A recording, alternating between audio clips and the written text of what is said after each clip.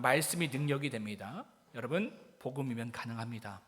그 복음을 붙들고 늘 승리하는 저와 여러분들 되게 주님의 이름으로 축복합니다.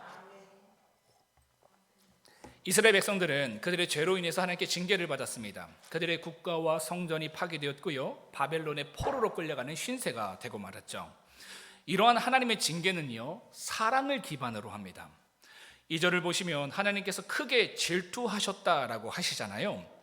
여러분, 질투는요, 사랑을 기반으로 합니다. 사랑하지 않으면 질투하지 않습니다. 여러분, 옆집 아저씨가 옆집 아줌마의 그 팔짱을 끼면 질투가 나십니까? 그 질투가 나면 큰일 나는 거예요, 그죠? 질투가 안 나죠. 왜? 사랑하지 않기 때문에. 사랑하면 질투합니다. 그래서 여러분, 질투는요, 사랑을 기반으로 합니다. 하나님께서는요, 이스라엘 백성들을 넘치도록 사랑하셨습니다. 그래서 그들이 하나님보다 우상을 더 사랑하는 것을 내버려 두지 않으신 겁니다. 결국 그러한 삶은요, 그들의 영혼을 죽게 만들기 때문에 그들을 그대로 둘 수 없으셨습니다. 그래서 불가피하게 그들에게 사랑의 매를 드신 것이죠. 우리는 이런 착각을 할 때가 있어요. 내가 어떤 짓을 해도 그것을 이해하고 허용하는 것을 사랑이라고 생각합니다. 과연 그럴까? 다 함께 로마서 1장 28절을 읽겠습니다. 로마서 1장 28절입니다. 시작.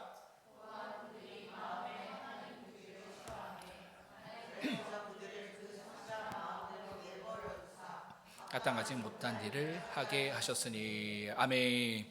뭡니까? 내가 어떤 짓을 해도 내 마음껏 세상의 가치를 사랑하고 추구하는 것을 내버려 두는 것, 그것 사랑 아니다라는 거예요.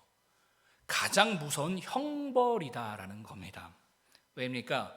이러한 내버려 둠은 우리에게 회개의 기회를 얻지 못하도록 하기 때문이다라는 것이죠. 여러분, 그래서요, 내가 지금 내 마음껏 사는데도 하나님께 그 어떤 터치와 경고도 받지 않는다? 그러한 내용을 가지고 우리는 착각하죠. 이렇게 살아가는 것을 통해서 주어지는 이 세상의 성공과 형통, 그럴 수 있거든요. 여러분, 하나님이 내버려 두시는데도 불구하고 세상에서 형통할 수 있어요. 세상에서 성공할 수 있습니다. 아니, 오히려 어쩌면 더 잘 될 수도 있습니다. 세상의 가치대로 살아야지 세상에 성공이 주어지는 거잖아요. 그래서 이렇게 하나님께서 징벌로 내려두셨음에도 불구하고 나에게 주어진 성공과 형통을 가지고 마치 내가 하나님의 뜻과 사랑 안에 살고 있다고 착각하는 분들이 있어요. 뭐 그럴 수도 있겠지만 여러분, 대부분은요, 하나님께서 그 영혼을 죄 가운데 내버려 두신 것일 수도 있습니다. 이게 진짜 무서운 거예요. 성경에서 하나님께서 하시는 가장 큰 형벌이 이거예요. 내버려 두심. 여러분, 이것을 분별할 줄 아는 그 분별이 우리에게 있어야 한다는 것이죠. 반면 조금만 하나님 뜻대로 안 살면 하나님께서 가만 안 두시는 분들이 여러분 계시죠. 그래서 하나님이 좀 내 마음대로 하게 놔두셨으면 좋겠다라고 생각하시는 분들이 있으실 겁니다. 이런 분들은요, 여러분, 진짜 귀한 분들이에요. 왜냐하면 하나님이 여러분들을 사랑하시면 사랑할수록 죄 가운데 그냥 두지 않으시기 때문입니다. 그래서 여러분, 내 마음대로 살아서 죄 가운데 있는 형통보다 하나님 뜻 안에 살게 하시기 위해서 주시는 징계가 더 값지고 귀한 겁니다. 이것을 동의하십니까? 차라리 징계를 맞으면서 하나님 안에 있는 게 축복이에요. 이러한 영적인 가치를 알아갈 수 있는 저와 여러분들에게 주님의 이름으로 축복합니다. 본문으로 돌아와서요, 이처럼 하나님께 징계를 받아서 바벨론에서 포로 생활을 하고 있었던 이스라엘 백성들이 하나님의 은혜로 고국으로 돌아오게 되었습니다. 그리고는 성전을 재건하는 일에 참여했어요. 그럼 그들의 삶이 좀 나아져야 하잖아요, 그죠? 그런 기대를 좀 갖고 있을 것 아닙니까? 내가 이제는 고국으로 돌아와서 하나님의 성전을 짓는다. 그럼 나에게 좀 좋은 일들이 일어나지 않을까? 마치 이런 거예요. 내가 세상에서 엉망으로 살다가 징계를 받았어요. 그래서 하나님께서 또 마음 주셔서 이러한 개척교회에 왔어요. 그리고 이 교회를 막 세워가고 있어요. 그럼 우리 한편으로 어떤 마음을 갖습니까? 이러한 내용을 통해서 내 삶이 더 나아지지 않을까라는 기대를 아주 요만큼은 갖잖아요, 그죠? 그런데 그들의 삶은 어떻게 됐을까? 다 함께 10절 중반절을 읽겠습니다. 10절 중반절입니다. 시작. 싹을 받지 못하였으며 사람이 원수로 말미암아 평안히 출입하지 못하였으니. 학개 1장 6절도 한번 읽어볼까요? 학개 1장 6절입니다. 시작. 너희가 많이 뿌릴지라도 수확이 적으며 먹을지라도 배부르지 못하며 마실지라도 흡족하지 못하며 입어도 따뜻하지 못하며 일꾼이 싹을 받아도 그것을 구멍 뚫어진 전대에 넣음이 되니라. 뭡니까? 오히려 하나님께 징계를 받아서 포로로 살았던 그때보다도 못했다라는 거예요. 참 놀랍지 않습니까? 왜 이런 일이 발생한 것일까? 다 함께 스가랴 8장 10절 하반절을 읽겠습니다. 시작. 내가 모든 사람을 서로 풀어주게 하였느니라. 학개 1장 11절도 읽겠습니다. 시작. 내가 이 땅과 산과 곡물과 새 포도주와 기름과 땅의 모든 소산과 사람과 과축과 손으로 수고하는 모든 일에 한재를 들게 하였느니라. 왜 이런 일이 발생한 겁니까? 하나님께서 그렇게 하셨다라는 것이죠. 그렇다면 왜 하나님께서 이렇게 하셨을까?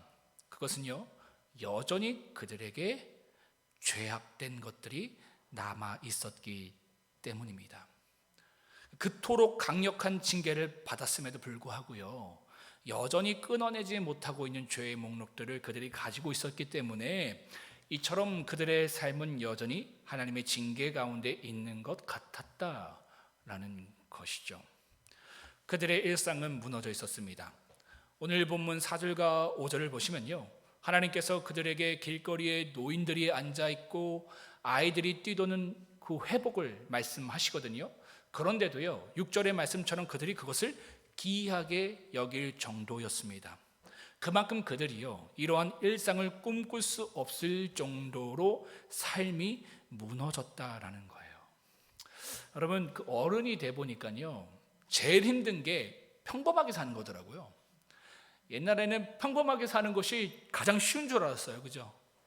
근데 식구가 다 같이 모여서 저녁을 먹고 같이 손잡고 산책하는 것, 참 이게 쉽습니까, 여러분? 저는 이게 진짜 쉬운 건 줄 알았거든요. 근데 이 일상 자체도 꿈꿀 수 없을 정도로 그들의 삶은 무너져 있었다라는 것이죠. 또한 10절의 말씀처럼요, 무엇을 해도 되는 것이 없었습니다. 이러한 과거의 상처와 궁핍한 현실과 불완전한 미래로 인해서요, 그들은 늘 두려워하는 삶을 살아야 했습니다. 그래서 하나님께서요, 다음과 같이 작정하셨습니다. 노래도 갑자기 나오네요. 네, 깜짝이야, 갑자기 감동스러워. 네, 그래서 하나님께서요, 다음과 같이 작정하셨습니다. 어떤 것을 작정하셨을까?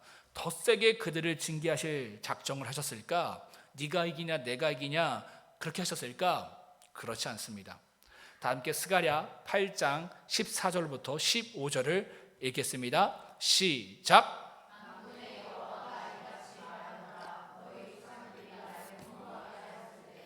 내가 그들에게 재앙을 내리기로 하였으나 이제 내가 다시 예루살렘과 유다 족속에게 은혜를 베풀기로 뜻하였나니 너희는 두려워하지 말지니라. 이전보다 더 큰 징계가 아니라 어떻게 하셨다고요? 이전보다 더 큰 은혜를 주시기로 작정하셨다라는 것이죠. 그 은혜의 내용들이 몇 가지 오늘 본문에 나오지만 요약하면 이런 겁니다. 하나님께서 함께 하시겠다라는 거예요. 하나님께서 함께 하시는 은혜를 주시겠다. 8절에서 그들은 내 백성이 되고 나는 그들의 하나님이 되리라 라는 말씀은요, 결국 그들과 함께 하시겠다라는 것을 뜻합니다.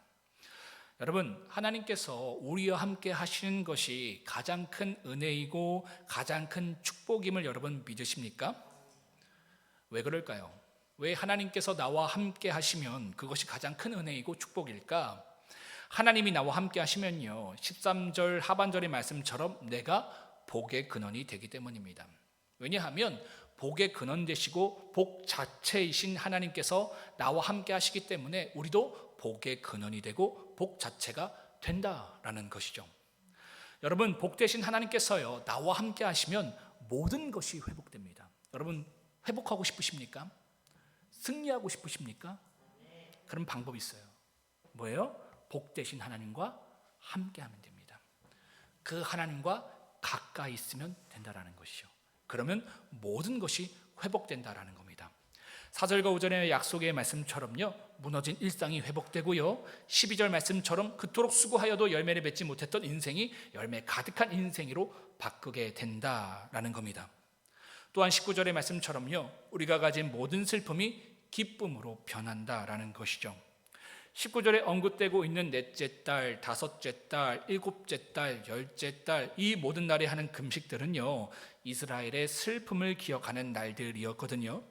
그런데 이제는 그러한 슬픔을 기억하는 절기들을 기쁨과 즐거움과 희락의 절기들로 변하게 하시겠다라고 약속하신 겁니다.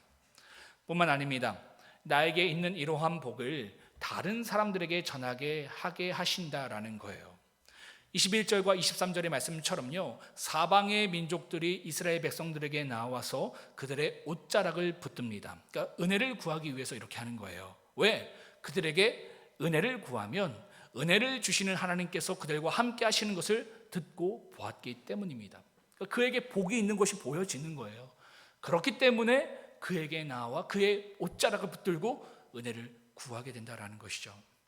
그전에는 이들은요, 다른 사람들의 옷자락을 붙들며 은혜를 구하며 살았던 이들입니다.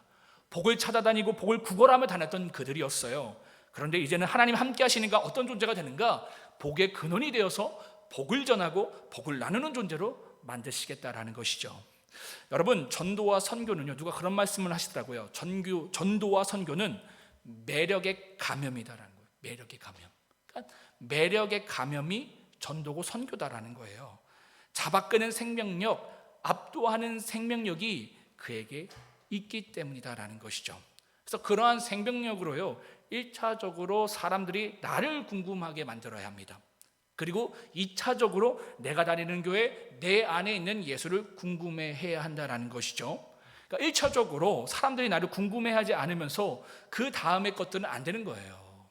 우리 신현주 성도님이 오늘 안 오셨는데, 신현주 성도님이 저희 교회 얼마 전에 등록하셨잖아요. 근데 왜 저희 교회 오셔서 등록하셨어요? 이러니까 언니가 좋아서 와서 등록했대요. 그 언니가 우리 김명희 권사님. 한 몇십 년 동안 봤는데 이 언니가 너무 좋아서 도대체 저 언니 안에는 뭐가 있는지 궁금해서 따라왔다라는 거예요. 여러분, 전도는, 선교는 이겁니다. 매력이 감염되는 거예요. 그러니까 내 안에 생명력이 있을 때에 그것을 보고 사람들이 예수께 나온다라는 것이죠. 여러분, 이처럼요, 하나님께서 이스라엘 백성들에게 이와 같은 은혜를 주시고자 약속하셨잖아요. 그럼 왜 이처럼 약속하셨을까요? 그들이 하나님 앞에서 온전히 회개하여서 이러한 은혜를 약속하셨는가? 그렇지 않습니다. 그들이 온전히 회개하지 않았음에도 불구하고요, 이처럼 그들에게 은혜를 주시겠다고 약속하신 거예요. 그들에게 그들 스스로 죄를 이길 힘이 없었기 때문입니다. 이러한 죄를 끊고 다시 새 일을 시작할 수 있는 힘이 그들에겐 부족했기 때문이에요. 여러분, 하나님께서요, 우리에게 은혜를 주실 때가 있습니다. 크게 두 가지 경우예요. 첫째는요, 내가 죄를 정직하게 직면하고 그 죄를 내게서 온전히 제거했을 때에 하나님의 은혜가 주어집니다.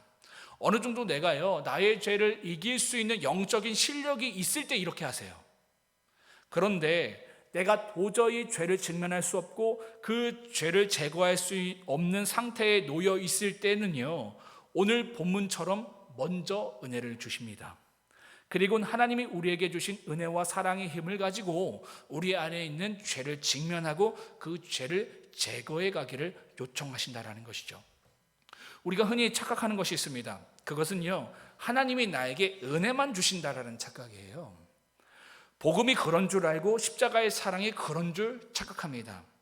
그래서 내가요, 대충 회개해도요, 나에게는 항상 하나님의 위로와 격려만이 주어질 것이라는 착각을 합니다. 그런 착각하시는 분들 되게 많죠, 그죠? 이런 내용으로 이 설교해 갖고 유튜브에 올리고 그 SNS에 올리잖아요. 조회수가 별로 안 나와.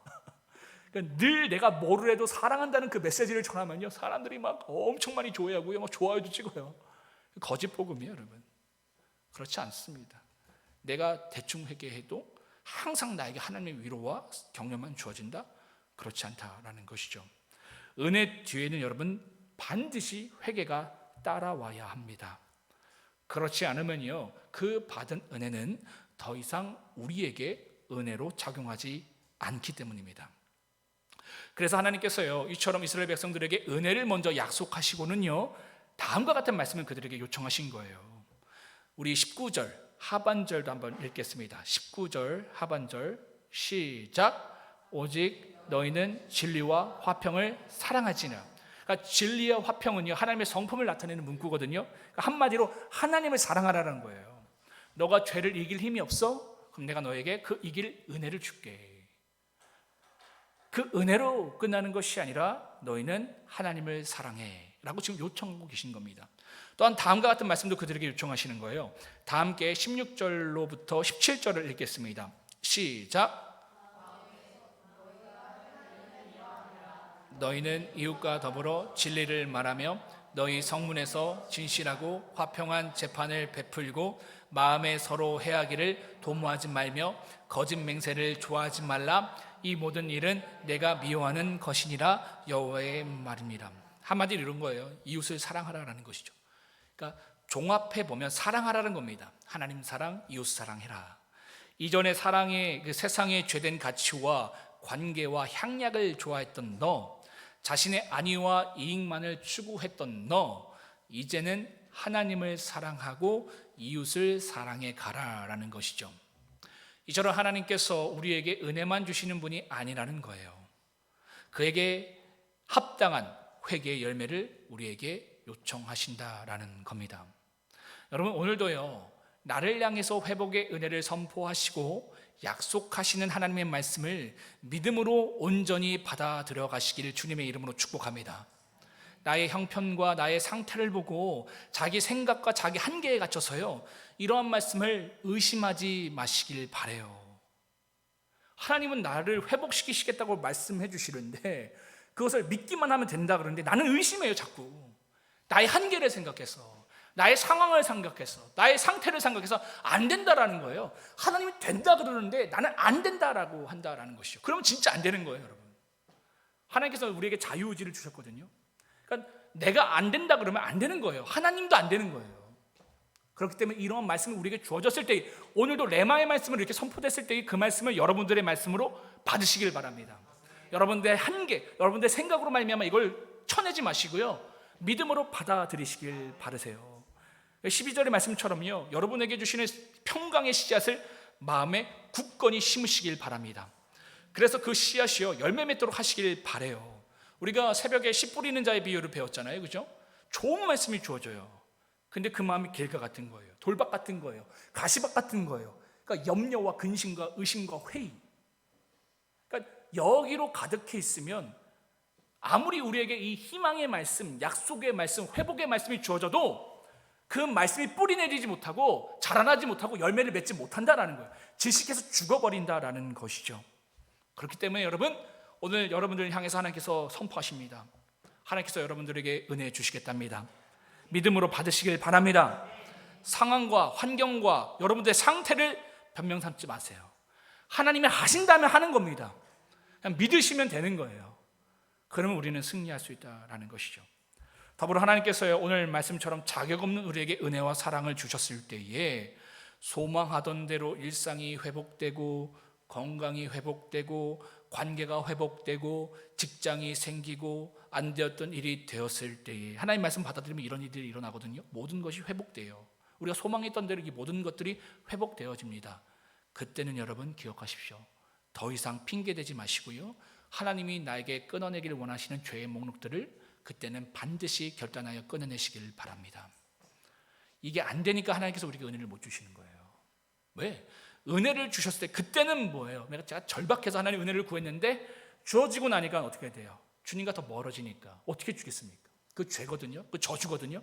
은혜 주셨는데도 하나님께 나가지 못한다? 이건 큰 죄예요, 정말로. 차라리 안 주셔서 멀리 가면 그나마 낫는데 은혜를 받았음에도 불구하고 언제 그랬냐는 식으로 나아가면 이거 안 되는 거예요. 하나님 그걸 못 주세요. 그래서 여러분, 하나님께서 여러분들에게 은혜 주시기를 작정하셨습니다. 우리 더범교회에게 은혜 주시기를 작정하셨습니다. 그러면 여러분 그 은혜를 받으실 거예요. 그걸 누리실 거예요. 근데 잊지 마시라고요. 결단하세요. 그 은혜 왜 주신다고요? 죄의 목록들을 끊어내시라고. 탐욕의 죄, 불법의 죄, 음란의 죄, 죄된 감정들과 죄된 습관들을 모두 정직하게 하나님 앞에서 끊어내셔야 합니다. 이 결단을 하시고 은혜를 구하세요. 그래야 여러분들에게 주어진 은혜가 될 수 있고요, 여러분들에게 머물 수 있습니다. 그렇죠? 예수님께요, 열나병 환자가 찾아왔어요. 죽겠으니까 주님께 찾아왔습니다. 주님께 고쳐달라고 했어요. 주님께서 고쳐주셨어요. 근데 한 명만 주님께 나와서 주님을 따랐습니다. 나머지 9은 어디로 갔냐면 세상으로 갔어요. 이거 축복입니까? 저주입니까? 저주예요. 영적인 시각으로 봤을 때 저주예요. 차라리 나병이 있어서 그 나약한 마음을 가지고 주님 곁에 있었더라면 오히려 영생을 취했을 텐데, 하나님께 나아가서 은혜를 입고 그 은혜 입은 것을 가지고 세상으로 나갔어요. 이건 저주입니다. 여러분, 하나님이 여러분들에게 은혜 주시기를 작정하셨어요. 작정하셨다고요. 이게 오늘 우리 공동체에게 주시는 하나님의 레마의 말씀이에요. 그럼 여러분, 이것을 믿음으로 받아들이시고 그 은혜가 주어졌을 때에, 그죠? 그것을 가지고 다른 것으로 가는 것이 아니라, 더 세상을 향해서 나가는 것이 아니라, 그 은혜를 내가 경험했을 때에 이것은 하나님이 주시는 은혜다라고 감지되었을 때에 죄를 보십시오. 그 힘을 가지고 죄를 보십시오. 이전엔 핑계 댔잖아요. 하나님, 나 죽겠어요. 물질도 없고 건강도 없고 관계도 어렵고, 그래서 내가 이 거룩함 가운데 못 나가겠어요. 그래, 좋아. 그럼 내가 너에게 은혜를 줄게. 여러분, 우리에게 은혜를 주신다고 해서 그 은혜의 힘을 가지고 우리가 죄를 끊어낼 수 있을까요? 우린 그런 존재가 아닙니다. 그 은혜를 가지고서도 죄를 향해 나아가는 것이 우리예요. 여러분, 그래서 결단하십시오. 그 은혜가 주어졌을 때에 그 은혜를 갖고 죄를 끊어내시길 바랍니다. 말씀을 정리합니다. 여러분, 오늘 말씀처럼 우리를 향하신 은혜와 회복의 말씀을 믿음으로 온전히 받아들여 가시길 바랍니다. 믿으세요. 하나님 역사하신다니까요. 제가 이 말씀을 막 준비하는데, 제가 우리 박미영 목사한테도 그랬어요. 아니, 이번 주가 설교 제일 안 써줬어. 야, 이거 진짜 사단이 싫어하는구나. 제가 어제 새벽 3시에 잤거든요. 그런 적이 없는데, 야, 이거 사단이 정말 싫어하는 거구나. 이 공동체를 향해서 하나님께서 회복을 명령하고 계시구나. 이미 회복을 경험하고 계신 분들 계시죠? 우리가 막 서로 간증하고 있어요. 그죠? 이거 진짜 하나님이 하신 겁니다라는 간증들을 하고 있어요. 그 은혜를 지금 받고 있고 또 주실 거예요. 그럼 어떻게 하라고요? 그 은혜의 힘을 가지고, 사랑의 힘을 가지고 죄를 보십시오. 죄를 끊어내세요. 그래야 은혜가 은혜된다라는 것이죠. 그래서 여러분, 이러한 회복의 말씀을 믿음으로 온전히 받아들여 가시고요, 더불어 그러한 은혜를 우리에게 주셨을 때에 우리 안에 있는 죄의 목록들을 정직하게 결단하여 끊어내는 우리가 되길 주님의 이름으로 축복합니다. 기도하겠습니다. 사랑의 하나님, 나를 향하여 선포하고 계신 은혜와 약속의 말씀들을 믿음으로 취하는 우리가 되길 원합니다. 그러한 믿음을 통해서 하나님의 은혜를 경험하게 하시고, 끊어야 할 죄의 목록들이 있다면 결단하여 끊어가는 우리가 되게 하여 주시옵소서. 사랑이 풍성하신 예수 그리스도의 이름으로 기도드렸습니다. 아멘.